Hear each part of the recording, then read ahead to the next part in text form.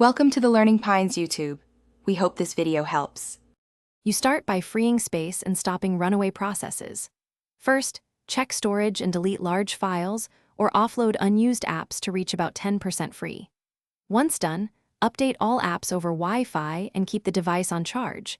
Updated apps often fix inefficiencies. Then perform a restart to clear cached processes and watch Activity Monitor for any app consuming excessive CPU or background time so you know what to target next. Now you reduce ongoing workload by adjusting background services. Turn off background app refresh for non-essential apps.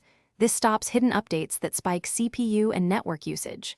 Next, set location services to while using or never for apps that don't need constant tracking to save battery and processing.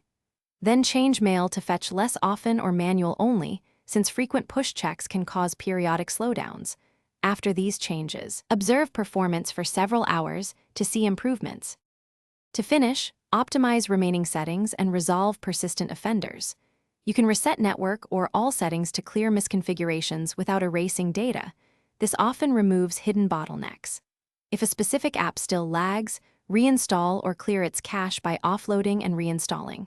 That fixes corrupt local data. Finally, if the device remains sluggish, back up to iCloud or your computer and perform a clean restore to iOS 26.